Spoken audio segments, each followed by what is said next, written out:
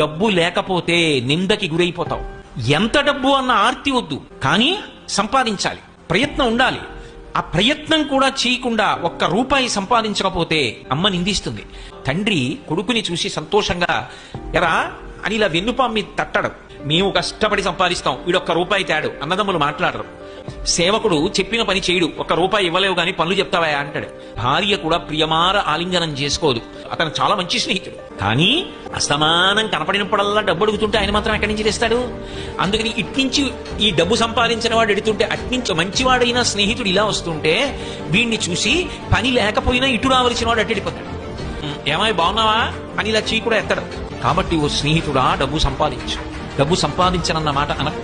యవ్వనంలో డబ్బు సంపాదించి తీరాలి. కాబట్టి ఆ డబ్బు చేత లోకమనందు సమస్తమైన సుఖములు కలుగుతాయి. కానీ ఒక్కటి గుర్తుపెట్టుకో, నీతి తప్పి సంపాదించవద్దు.